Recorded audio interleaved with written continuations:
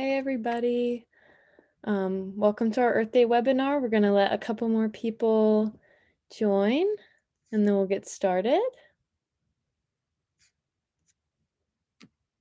Thank you all for coming. Okay. Like I said, hi and welcome to the Cleantech Corner's Earth Day webinar on sustainable cities. We're super excited that you guys are here joining live with us today. Happy Earth Day, everybody. My name is Sarah Kent Trollinger. I'm an intern here at the Cleantech Corner Initiative. And during the next hour, the two guest speakers today, Dr. Megan Horst, who's joining us from Portland, Oregon, and Sylvia Dragomir, who is joining us from Copenhagen, Denmark, and I are going to start some conversations about how they are working towards sustainable city planning in their respective careers. So as they answer some questions that the Cleantech team and I have for them, please feel free to add your own questions below in the Q&A portion of the chat. And we'll get to discuss your questions at the end of our discussion today. So first, I'm going to have both speakers introduce themselves. So Dr. Sylvia, would you like to go first? Yes, thank you very much for having me. I am an architect and urban planner. I'm a European. I've lived in 6 different European cities and I worked in 4. And I have also worked both as an architect and urban planner. So there's a bit of experience there. I also teach a DIS. I have started an integrated climate change planning course in 2016. And I also teach all sustainability related courses because making a change is really important to me. So my specialty is in resilient cities, and I have been working with regions of southern Denmark and cities in Denmark for becoming carbon neutral. Thank you very much for having me. I'm really looking forward to this. Thank you so much for coming. Dr. Horst, would you like to introduce yourself? Hi, everybody. Dr. Megan Horst, and you can call me Megan. I use she, her pronouns, and I'm an associate professor at Portland State University in Portland, Oregon, a city that has a reputation, at least among American cities, for being one of the so-called more sustainable cities in the United States. But I guess I'll get to talk more about that today and how there's both truth to that, but also not everything is as green as it looks in the rankings or in the media sometimes, and there's plenty of issues we have to work with still here at Portland. But let's see, what can I tell you? I'm an associate professor in the Toulon School of Urban Studies and Planning here at Portland State, and I have a background in urban planning, a master's and doctorate degree, and I worked as a planner in transportation planning and in sustainability planning before transitioning into university life. And my research areas are focused on land use, food systems, and climate action planning, I think all of which we'll touch on a bit today. And I'm also a member of the Portland Clean Energy Fund Advisory Committee. So hopefully I'll get a chance to talk about that today, because I do think it's one of Portland's most innovative approaches to climate action right now. And it's relatively new and you might not have heard about it. So I'll get to talk about it more. Yay. Thank you guys so much. All right, so we're going to start our conversations. I'm going to start by asking a couple general questions that either both of you can answer or just one of you can answer, depending on how you see the question. First, let's start by talking about how you would define a sustainable city.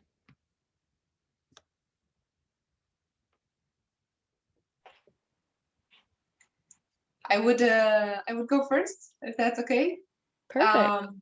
I think it's excellent to start with the definition. This is in my opinion, one of the challenges why we're not moving perhaps in the right direction, or we're moving too slow, because we're using term over and over again and they just become a bit obsolete. So in my opinion, sustainable city is a system that can be sustained over and over again, because a city is a system made out of many elements, like food, society, mobility, built environment, industry, all of these different sectors that are forming this big system. And sustainability actually means just that, being sustained and being able to exist in the same format. So it has a lot to do with efficiency. It has a lot to do with design. It has a lot to do with people, and also, of course, how we manage resources. We definitely have to get better at that. And I think it's really obvious that there's a lot of things that we can improve, and there's a lot of things that we can do in that direction if we ask the right questions. So a sustainable city would be an efficient system that is socially just, and it gives possibilities to everybody in an equal way.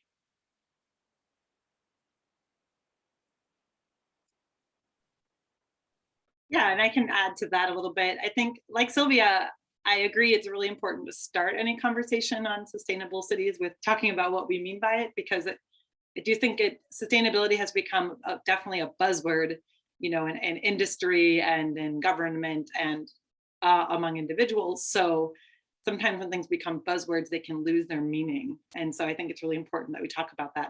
And I love that we're focusing on urban planning on Earth Day, because on Earth Day in the United States, because I think sometimes during Earth Day we tend to focus on animals or wildlife or nature. And talking about cities, we recognize that cities are part of nature and the ecology, and also our cities have major impacts and are potential places of big improvement. So kind of general statement, but to the definition, I think my definition would focus a lot on the same elements Sylvia brought up.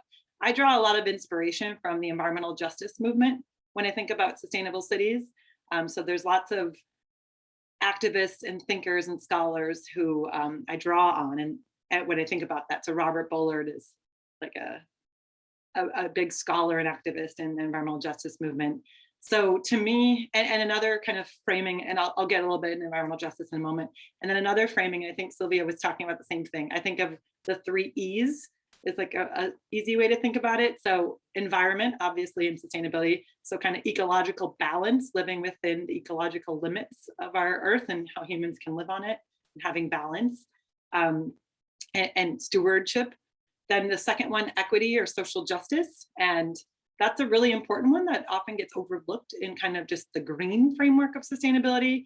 And I always bring up equity and social justice because it really requires us to recognize that currently lots of people are disproportionately or unequally impacted by environmental harms, by polluted water, polluted air, garbage, living near highways, a lack of benefits of green trees, or a lack of access to solar panels.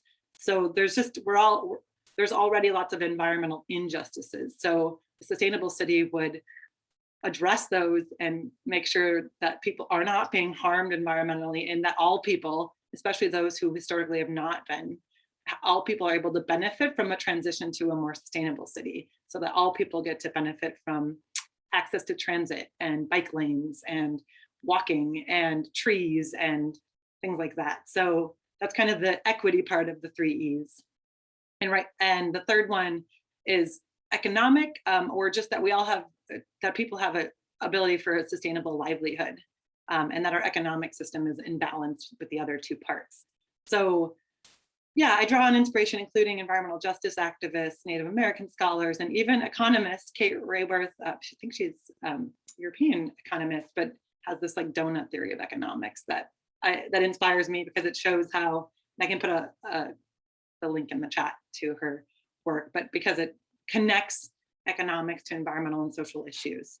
So when we talk about that definition, at least my city, Portland, is nowhere near being a truly sustainable city. There's lots of, for example, just focusing on equity, there's lots of inequities in the city of Portland, particularly it's lots of data to show that Black residents and Native American residents and Latino residents have much higher exposure to environmental harms and much lower access to the environmental benefits of our city.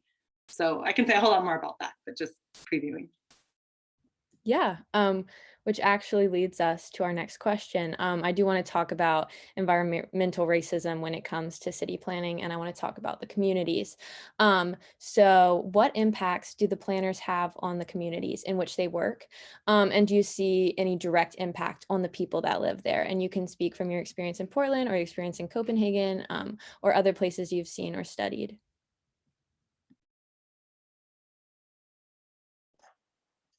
Well, there's definitely a big impact when we draw a city. I like to remind people that everything is designed and decided. So it also gets to show that we can do much better than that.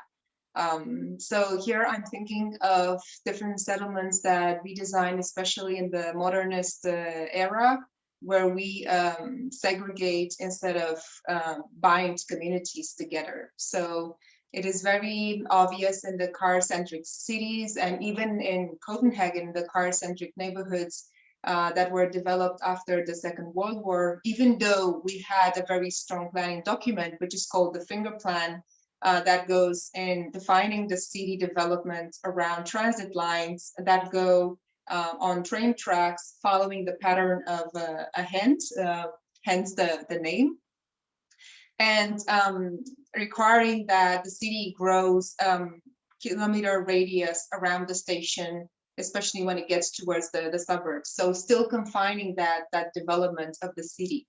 But of course, the car took over, even we don't have a car industry in Denmark, but in the 60s and the 70s, up until the first oil crisis, you'll see parts of these developments around car-centric neighborhoods. And this is where we have some of the most social issues, also even crime-related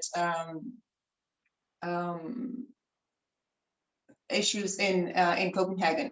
And when the government has made a list of so what we call ghettos in Denmark, it's definitely not the same ghetto that you will see in Brazil and any other places. They're by far very, very different. There's just a modernist tower on the grass field, and because it has a low rent or it's cheaper to live there, then it will be mainly inhabited by outsiders. So for instance, immigrants on different backgrounds, and it's not a big percentage of Danes, then it will be qualified often as a ghetto, which is of course very unfortunate. But these are places where you can only get by in a car, for instance.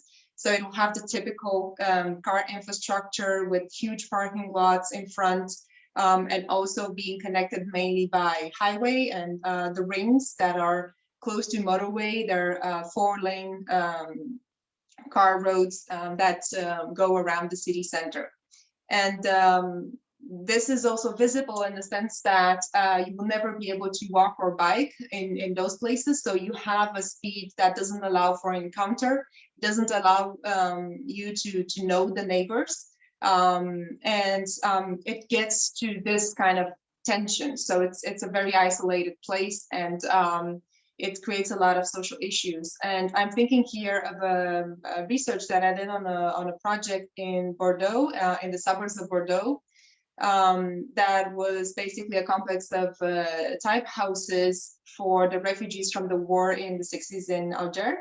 And they had to be accepted in France, but they were not necessarily included because they were assigned to a neighborhood that was designed for them, far away from the city, again connected to highways and not connected to public transit. And this is where you can see the disparities in between the French people living in Bordeaux and those coming from Alger, still not being integrated after 2 generations.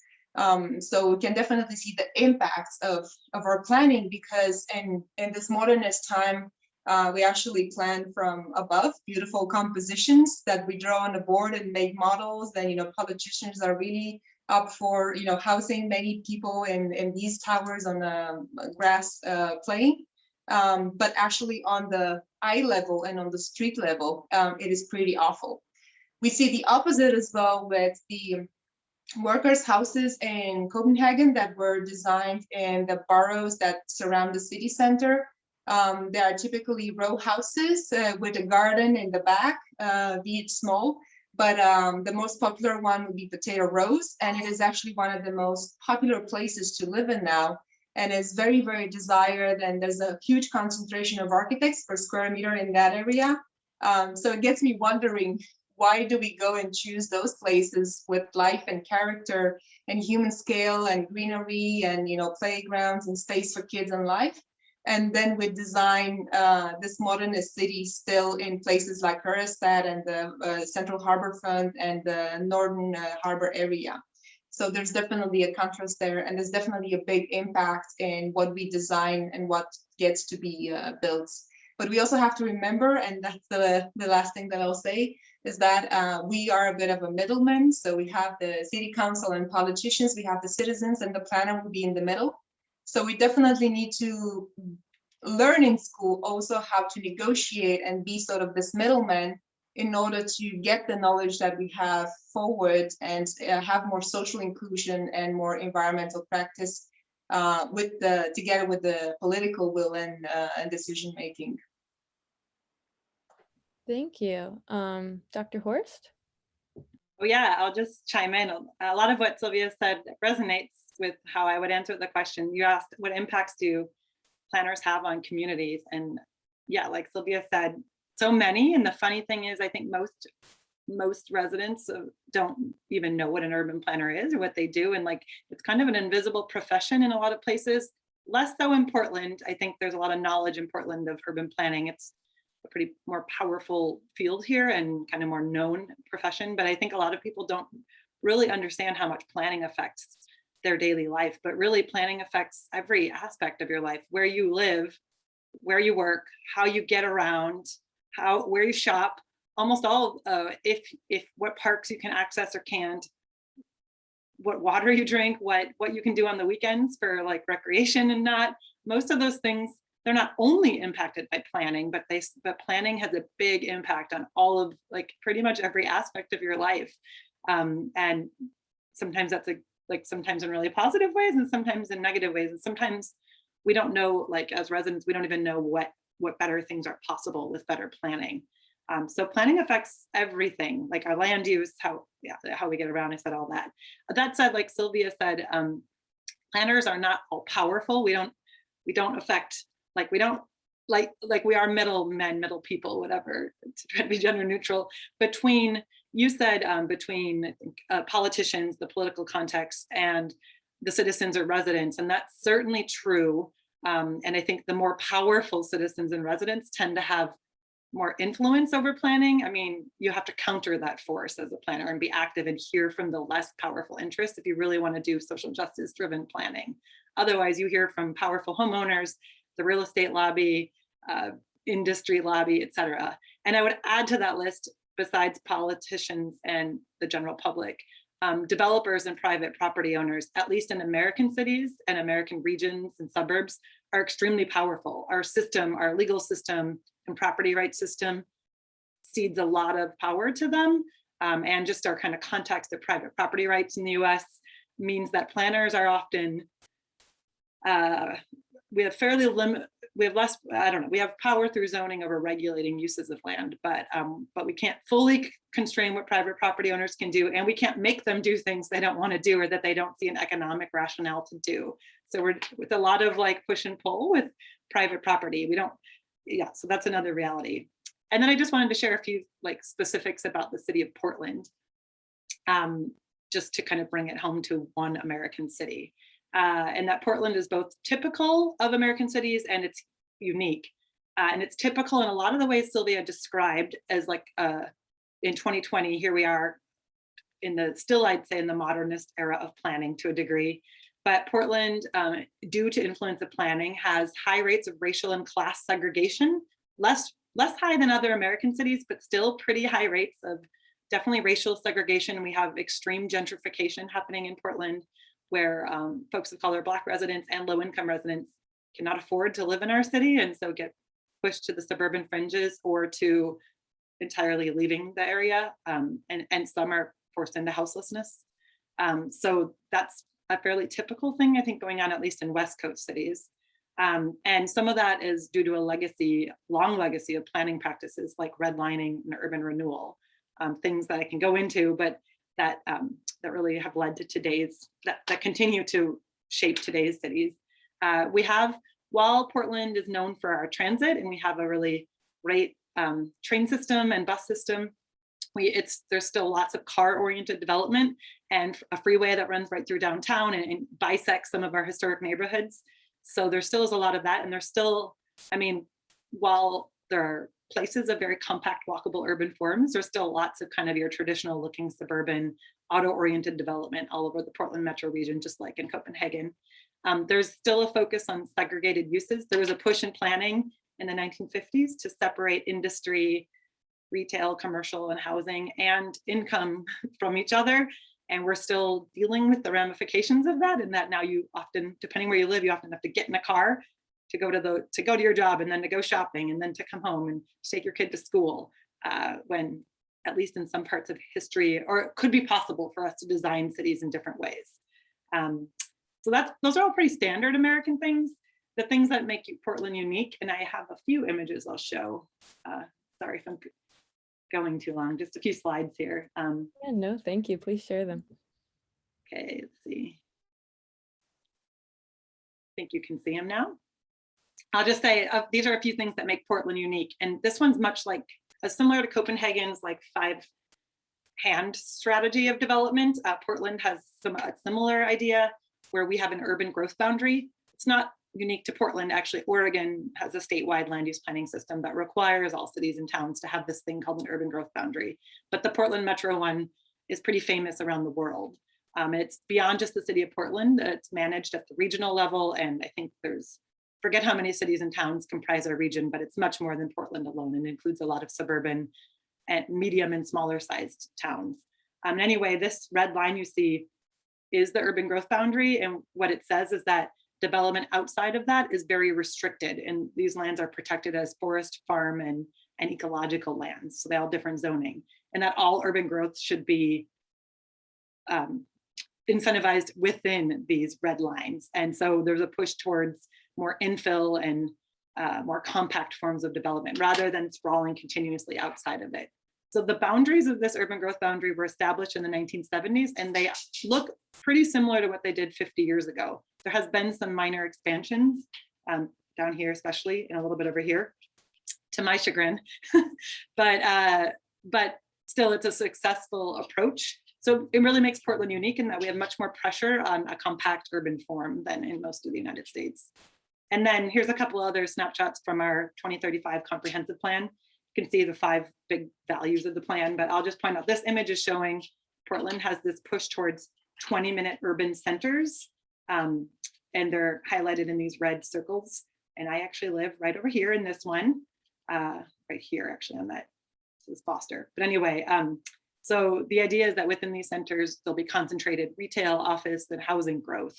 And you can see it on the ground. That is how Portland has grown. We've grown true to the shape of this form, and along the transit corridors, which are highlighted in orange. And this map over here shows the percentage of residents who live in so-called 20-minute neighborhoods. That's a really big Portland planning goal. And the idea is that all Portland residents should be able to walk or roll, like on bike or wheelchair or skateboard, to all their basic needs: food, library, bank, schools, parks. And you can see the higher the yellow percentage, the closer we are to achieving that goal. So in most of inner Portland, most Portland residents live in so-called 20-minute neighborhoods. But one of our big challenges is out in East Portland, which has more traditional post-war suburban development forms, not as many sidewalks, lower income communities. And we've got a lot of work to do to make sure those people also have access to the kind of 20-minute neighborhoods inner Portlandites get to.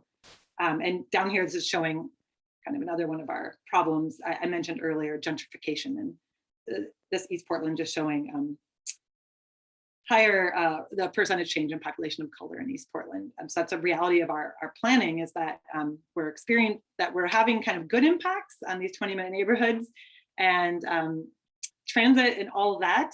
It's another thing I didn't say a whole lot about, but Portland's invested heavily in light rail and other forms of transit. And these are all having really positive impacts, but one giant negative is gentrification and their housing costs. And they're extreme, and they've gotten more extreme in the last year in the pandemic, partly as a consequence, I think, of the federal push to lower interest rates. Housing prices have just skyrocketed. They were already bad, and they've just skyrocketed worse.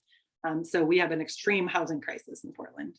So those are some things that make Portland kind of similar to other American cities, and that planners and things that make Portland stand out, and planners have had a lot of impact on all of those things and are struggling to come up with enough effective solutions for the housing crisis. Yeah, thank you. Thank you so much for sharing the slides. That was really cool to see. So you mentioned COVID, which is actually the subject of our next question. How does a public health crisis like the COVID-19 pandemic coincide with sustainable urban planning? And how has it affected each one of your careers? Do you want to start, Dr. Horst, since you were already kind of touching on that? Oh, sure. Well, yeah, how does COVID-19 intersect with sustainable urban planning and my career? Well, I'll maybe get to the career. Remind me if I don't. And I also think we're still figuring out what are the short-term emergency impacts, urgent impacts, and which ones will stick around over the long term. But there are many ways that COVID-19 has impact, like that planners are grappling with, I should say, and that may or may not have long-term impacts on our cities. So one way is that, like lots of other forces in the world, like global economic forces, COVID-19 has had a disparate impact, meaning like the haves and have-nots, wealthy and not wealthy, have been impacted really differently in the pandemic. I mean, we've all been forced to wear masks and be socially distant and et cetera. But what we know from the data is that people in low-income jobs were the first to lose their jobs and have not been hired back. Or women had to leave the workforce to care for children much more disproportionately, and definitely women of color more disproportionately than other women, and women in low-income jobs more than people like me who get to work on Zoom computer and not have to go into a front line. So people with houses have been able to stay home and work in and who can pay for internet have been able to stay home, where people who have many people living in one house have found that more challenging. So I guess it's exacerbated already existing inequities in our city. And certainly the housing price jump we're seeing, I think, is in part a response to folks who really like Portland moving here, maybe moving here from wealthy, like with money to buy houses. In Portland, we always lament the Californians selling $1 million homes and coming to Portland and paying cash for our homes. And there is truth to it. And I think we're seeing even more of it now that many people maybe work remotely and live anywhere. So anyway, there's just lots of disproportionate impacts beyond the immediate public health ones. There, of course, are the immediate public health ones. But when I think of planning, I think of the housing prices, and we definitely have seen a spike in houselessness since COVID-19. And some of that is there's been eviction moratoriums in our city and et cetera, but a lot of people have lost jobs and lost the ability to pay their rent or mortgages. So I think, unfortunately, it's going to get worse in Portland, our houseless crisis and housing crisis. Other intersections are many. I think COVID-19 has definitely underscored the need for us to have safe outdoor spaces to publicly recreate. Like that includes quiet streets to walk and bike along and parks to visit.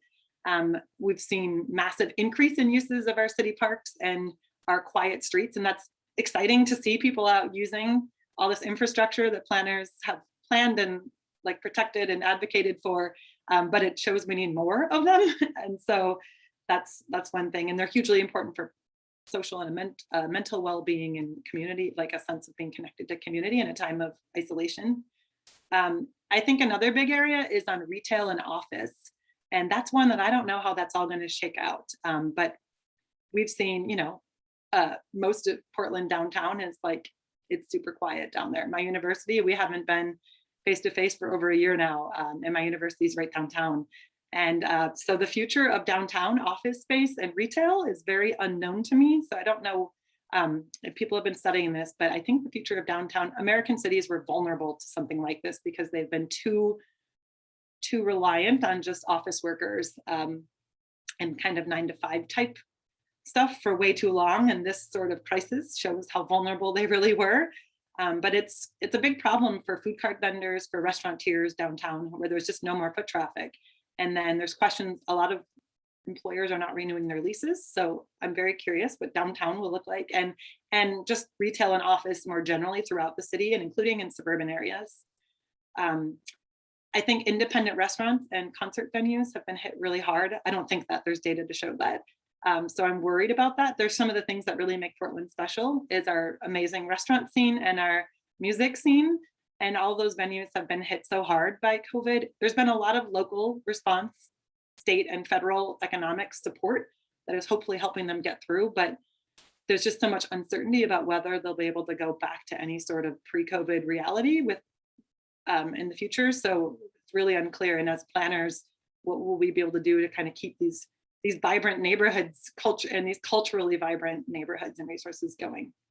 And then the last one I'll mention is transit. I'm a big proponent of transit. It's a key part of a transition to a more sustainable city because drive-alone cars are the #1 source of greenhouse gas emissions in most of the United States, and definitely in Oregon, where we are lucky to have fairly carbon neutral energy sources for electricity, but transportation is our main source of carbon emissions. And since COVID-19, our transit ridership has plummeted. Lots of empty buses and transit running around, and lots of increased drive-alone traffic. In the beginning, there was less when less people were moving about, but now we're back to pre-COVID levels of traffic congestion, if not worse.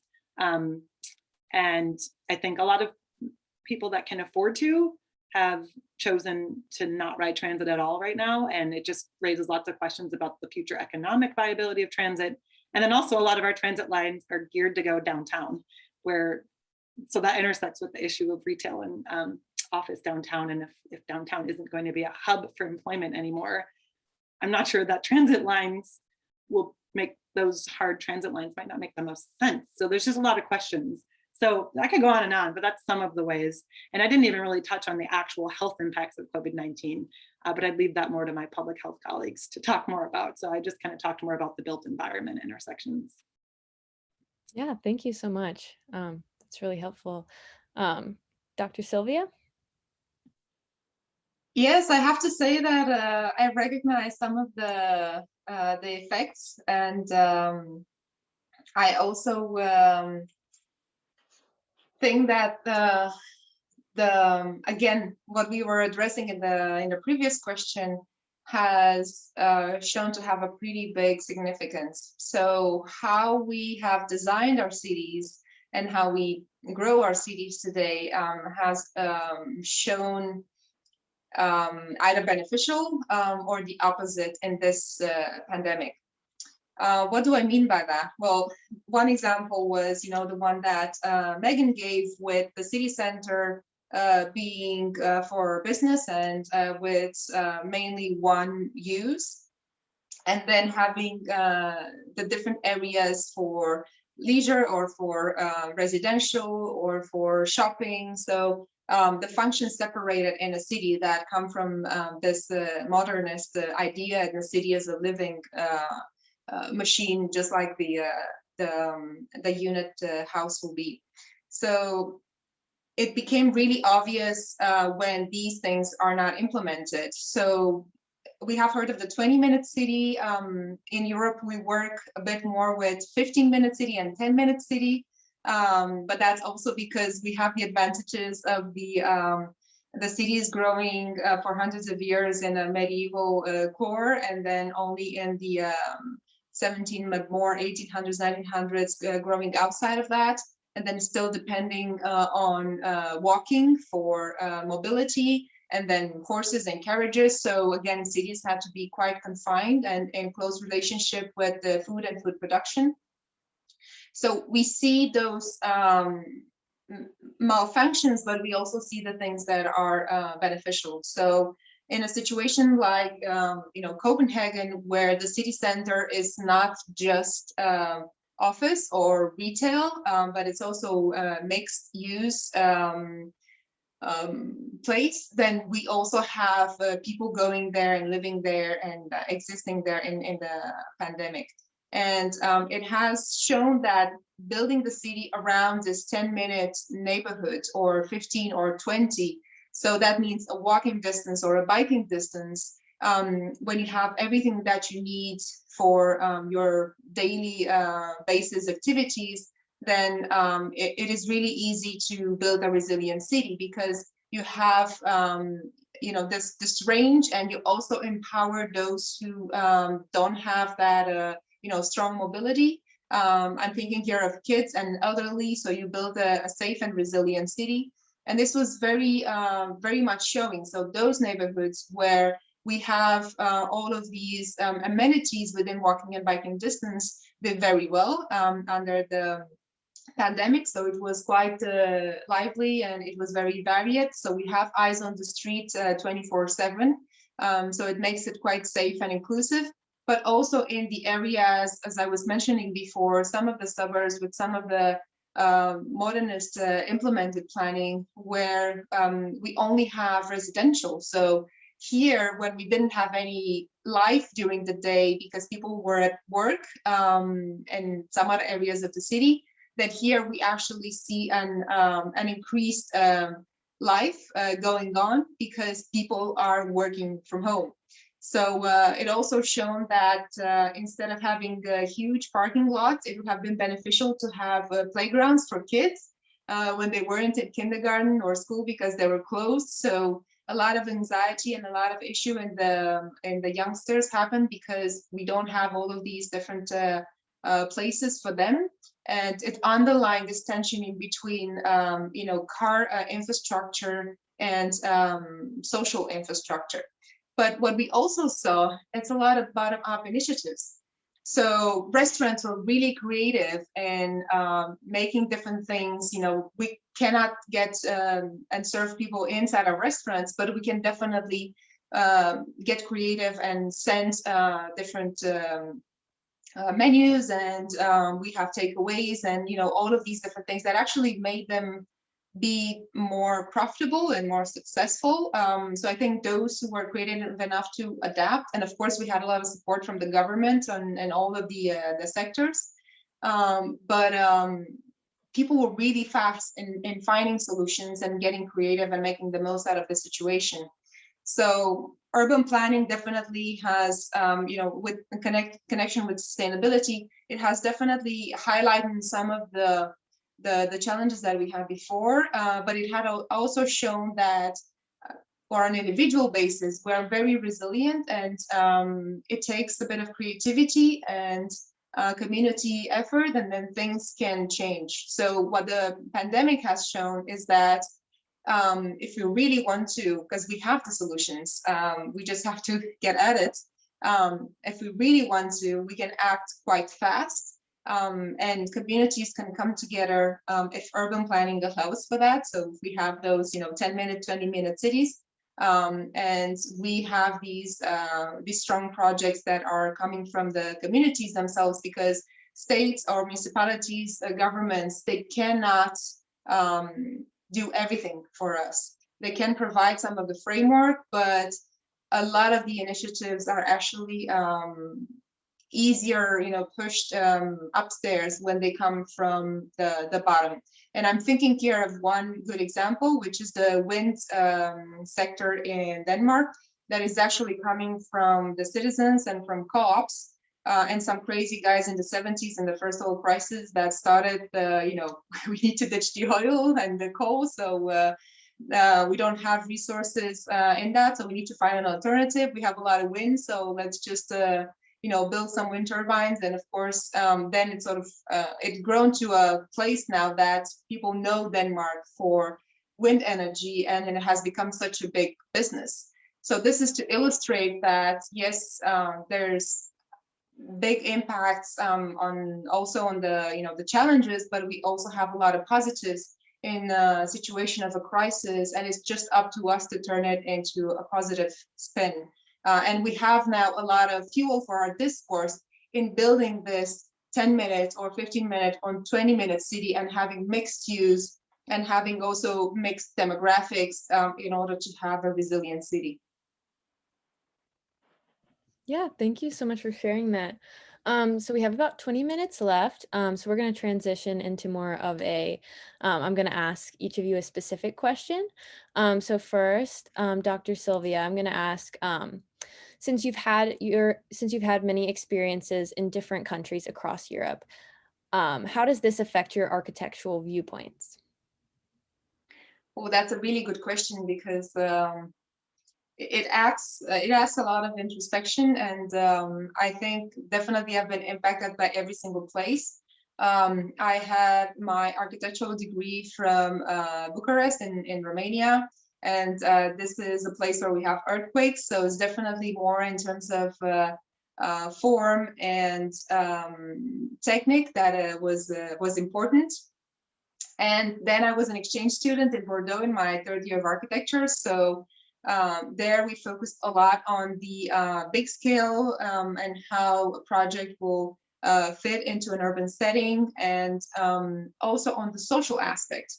So that was really an eye-opener, and just showing that, you know, I still have that image in my mind, a beautiful building in the campus designed by a famous Italian architect, Massimiliano Fusas. And it was just such a beautiful thing, but it was empty and full of graffiti because it didn't address the user. So it is still, you know, one of the reminders in, you know, how we build the cities today.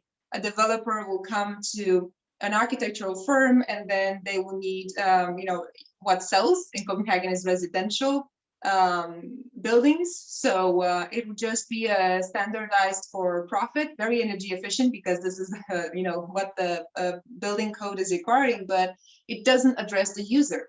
So it was a big eye opener that we need to have people in mind and people in focus when we plan on any scale of design.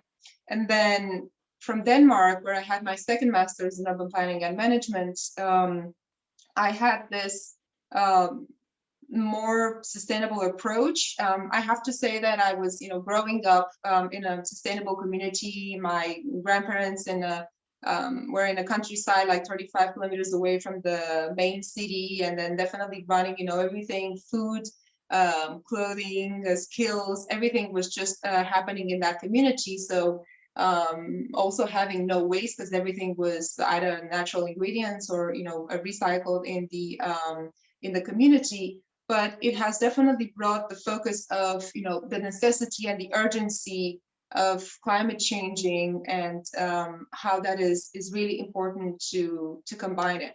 So I think having this variety in perspectives and the different cultures definitely has enriched my background, and it makes it really hard to come back to something else, and it makes me quite different, I would say, than those who were formed in a specific place. So it made it a bit harder for me to integrate and find my place, but it definitely shows, you know, the values that you can build in your practice if you are, you know, listening and opening your eyes and ears. Yeah, thank you so much. Dr. Horst, I want to talk a little bit about your research. So how does your research impact city planning on a large scale? And I was wondering if you could maybe give us some examples of research that you've conducted. Gosh, on a large scale, that seems like a qualifier. But I guess I'll talk about I research a lot about food systems, and I see there's a question about sustainable urban agriculture and farms in the chat box. So I can just mention a little bit about that. I don't know that I can claim it's had major influence on planning. That's the hope, that there's the strong connection between research and academic and then practice. But that always doesn't always happen perfectly. So I'll just maybe more share what my research is and hope that it has impacts. But yeah, I study food systems planning, and I also practice it, meaning I collaborate and work with other folks who are trying to do these things to try to do more planning around these. And food systems planning is a new and old, but like relatively new, again, subfield within planning that's not as well known as like transportation planning or land use planning or even climate change planning, economic development. Those are all pretty well known and fairly well established areas of planning, where food systems planning is newer and still under the radar for most other folks. And the idea behind it is that planners work with other advocates in the food system, including farmers market managers, food retail operators. Sorry, my dog is whining behind me. I hope it's not distracting. Where we work with a bunch of advocates to figure out how to make changes within our different spheres of power to strengthen local and community food systems. So to protect land for local farming, to make sure diverse local growers can access that land, that they can process the food and bring it to market, to farmers markets, to community supported agriculture, to various ways that local residents are eating food grown, locally rather than through a big global supply chain. And then there's all kinds of other elements, like what about eating it, and then what do we do with food at the end of its use, like composting. So municipal composting systems are part of that, making space for urban agriculture. So food systems planning is a kind of intersects in all of those different ways across the whole system. And I study that, meaning I study how folks try to motivate, because it's not an established field, and because there isn't even really like a clear city of food system or a department of food systems at your local government. There will be a department of transportation and a department of housing and a department, but there isn't like a title, like there's nowhere to go if you have great food systems ideas. So I've kind of studied and looked at how do we actually intervene in local food systems at a local government or state government or regional government level. What are levers we can pull to make change? And how do we center questions of justice? So going back to comments I made in the first one, a lot of my research has explored, like in environmental work, a danger in local food systems work is that that there's a focus on the local part or the sustainable part and not as much on the equity part. And so we do a lot of work to have local farms, but it's not necessarily helping those who are actually hungry in our cities. And sadly, 1 out of every 4 people in Oregon is food insecure. That's a spike since COVID-19, but it was still like 18% before COVID-19 and higher among children, also sad. So like if our interventions on local and sustainable food systems aren't helping people who are hungry, they're not helping our most urgent social need, I don't think. So a lot of my research has been trying to push planning to grapple more directly and explicitly with race and social and economic inequities. So I study a lot about, like, does planning talk enough about root causes of food hunger, and does it do enough to counter that? So I've written and tried to push planning to be more kind of normative about its focus, and intersect food systems planning with another field of planning, or kind of a theoretical approach to planning called equity planning, which centers questions of social justice and equity and makes decisions about planning that start by saying we want to improve conditions for those that are least well off. And we should be doing that with food systems planning too. So those are some of the things. Lately, I've been focusing a lot of my attention on farmland questions, and including preserving farmland, but also how do we ensure that farmers can actually access that land? Just like in urban areas, rural farmland and suburban farmland is becoming more and more expensive globally, but definitely here in Oregon and in the Portland metro region, which means that even farmers who want to grow for our local food systems, they can't afford land, and they certainly can't, they can't compete with like a tech worker and the amount of income they can make. So there's lots of questions, and planning in Oregon has done a good job at preserving agricultural land relative to a lot of other states, but has not done a whole lot about ensuring access both to urban housing or rural land. So that's an area I'm working a lot on now, is what tools can planners have, or how do we need to innovate to really address kind of that major issue? And I think that's an area of overlap between urban housing questions too, because it's kind of a similar question in urban and farmland. Yeah, thank you so much for that. And thank you for covering the answer in the chat as well, about agriculture. So now we are going to turn to the chat. I have a question from Dr. Ganji. It says, to solve the lack of affordable housing in many American cities, we need our cities to move away from single family zoning and use rezoning as a tool to get more units of affordable housing built. However, it seems like Vienna really shows us a way forward, but it will be a difficult path to follow. Vienna does not rely on the private sector as a primary source of housing, but housing in Vienna is an equal mix of homes in the private sector, government housing, and housing in the nonprofit sector like land trusts. The discussion on housing has barely moved beyond the private sector response. How do we begin to get this conversation moving? Well, I would like to take that one, because I also have Vienna as a case study, and yes, they have a tradition over 80 years in having around 80% of the market rental, and it is rent control that is managed by the state. And definitely that is changing in a sense that, you know, it's a big challenge to keep that in Vienna, and going to that city for like twice a year the last 5 years. It was really obvious that, you know, the center is pretty much gentrified, and there's 2-3 levels in a roof of a building because of that, you know, price per square meter, and also it's getting more private. And then also in the newer development areas, you see that there's an agreement for regulated rents for about 15 years, and then they can go to market price. So I think Vienna is sort of like struggling as well to keep this, but it's definitely doing a much better job than any other city that I know.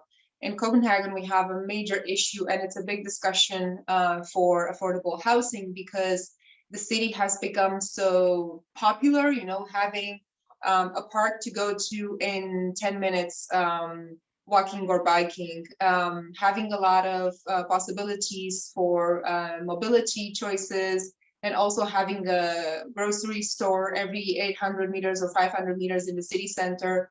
So all of this vibe and publicity around Copenhagen in the last 30 years, it has made it quite popular. So we see the increase in the pricing, and also the new buildings that are popping on the former, you know, brownfield areas from the harbor facilities. They are definitely pushing this goal of having the 25% affordable housing. So Copenhagen municipality hasn't built any affordable housing since the 80s. So it's falling behind, and it's definitely a pressure, because you see now people being pushed more outwards towards the suburbs. And I'm not talking here about the close suburbs in the finger plan, but actually going quite far out. And that actually means going to the car instead of a sustainable mode of transit. So it definitely poses a lot of challenges, but the fact that the administrative border of Copenhagen, it's not including that, it doesn't get into the CO2 and other, you know, methane gases, you know, all the calculations of being a sustainable city. So this sort of thing is a bit biased. So there's a lot of push from the citizens and from the communities in saying that we can no longer afford to be in our city, and you have to keep that promise of building the 25% of affordable housing and subsidized housing and rent control in the newer developments. And if you look at a map, you'll see that there's a huge area in Copenhagen that we're developing at this moment. It's one of the biggest building sites that we have in Northern Europe going on here. So the power of the public will have a big significance here. In Copenhagen, that we have also a tradition of having multiple types of housing. Also, co-op housing is one of the very affordable ways of living, when people get together and they own a share of the building. So they don't own the flats per se, but they own a share of the building.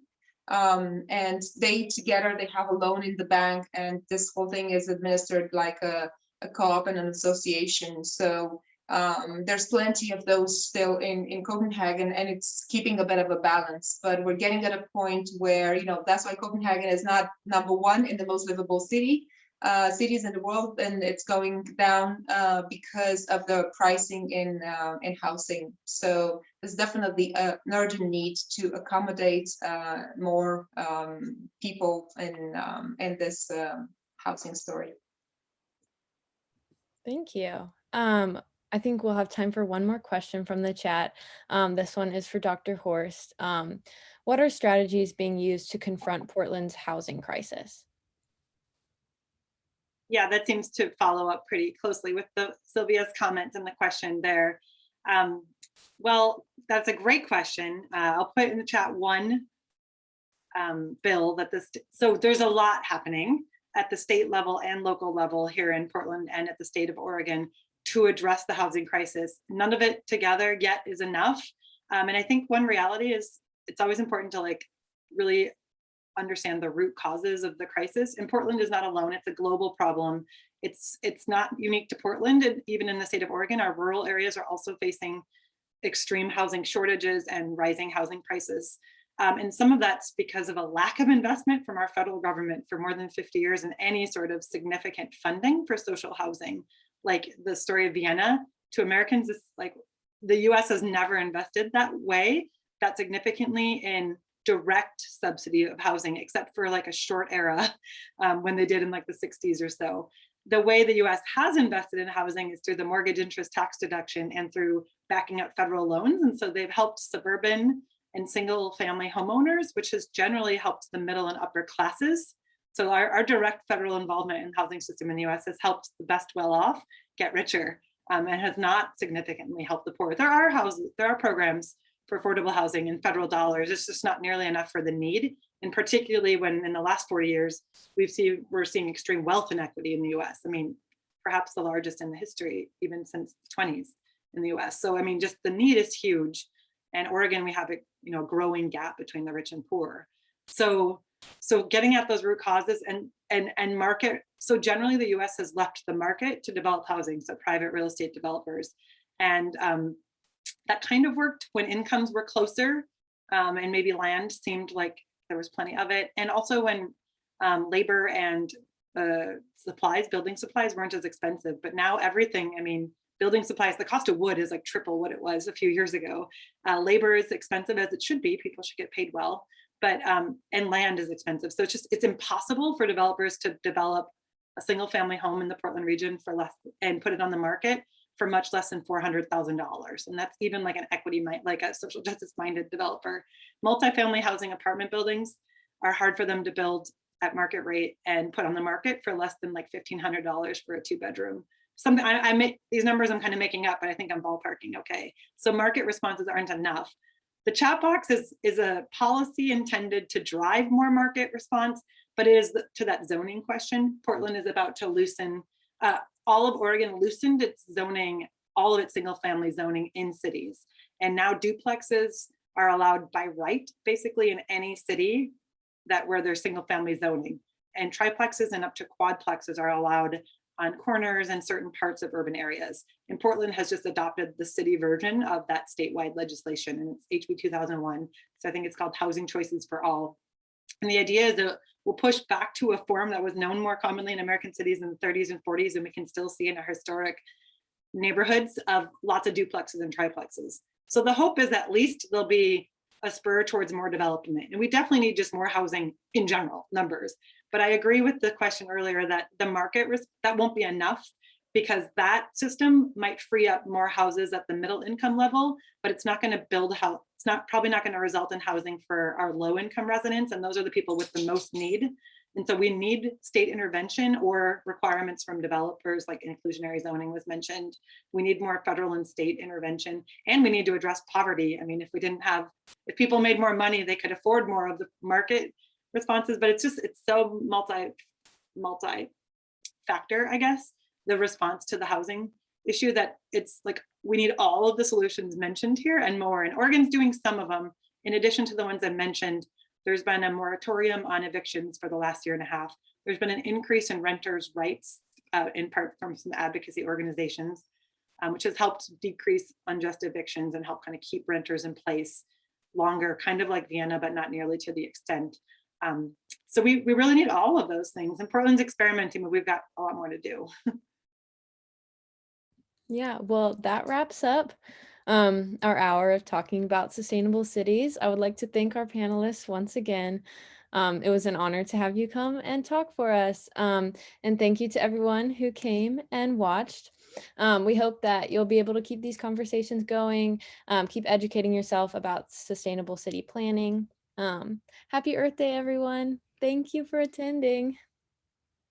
Thank you all. Thank you. Happy Earth Day.